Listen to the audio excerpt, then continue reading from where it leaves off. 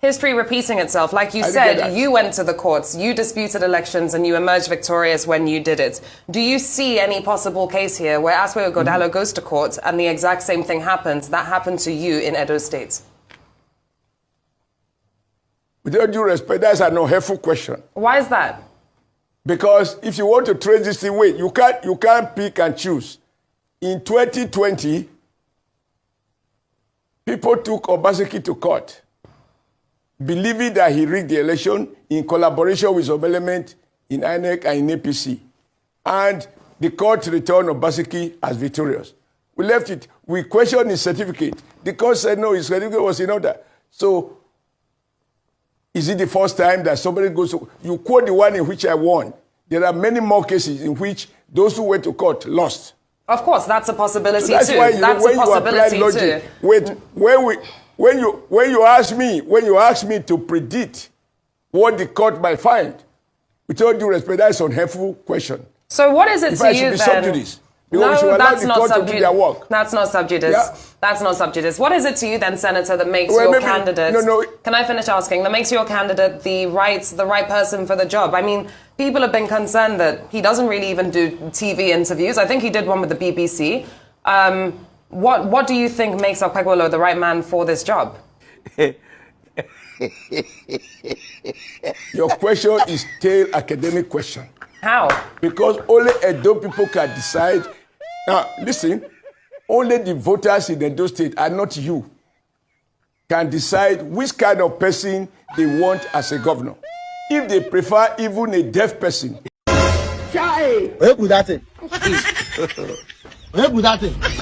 If they prefer even a deaf person, who are you, with all due respect, to sit in Lagos and say, no, Edo people are wrong?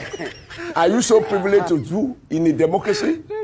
In democracy is an equalizer. Now you describe him as a mechanic, you describe him as this. Who described him as a mechanic? Allah!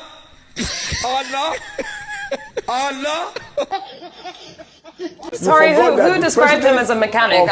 Wait, no, you have to listen. Allow me to answer this question.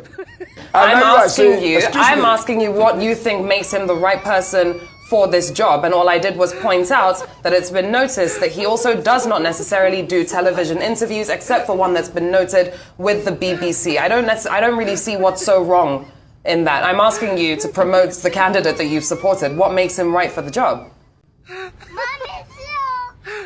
Now you are being unfair, and you are demonizing Edo voters by that question. Your mother in the village is the one behind your predicament. Your Royal Majesty, I would like to remain on my knees.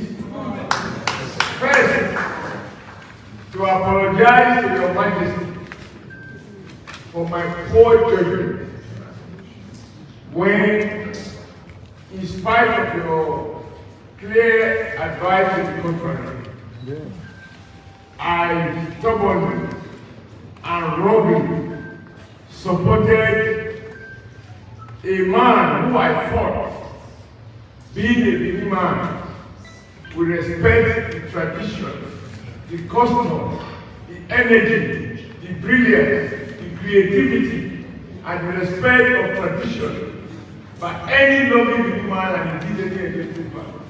When I presented the Obaseki against your advance.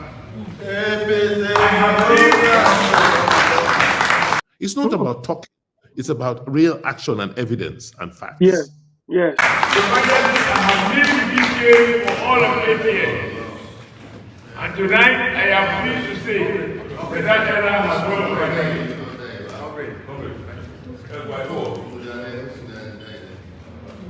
When you said against my advice, that's why I thought that you would entertain. I apologize. I repeat that. When you introduce Obaseki as your successor, I didn't say anything. I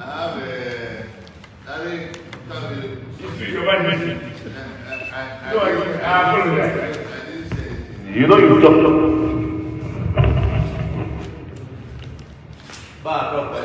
You know, I said I won't say so much here.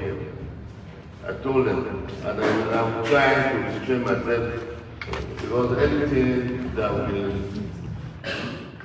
bring any difficulty for my son and performing that, because I want to avoid it, but I have to correct it when you say against my advice. I never said anything against your pastor when you brought me.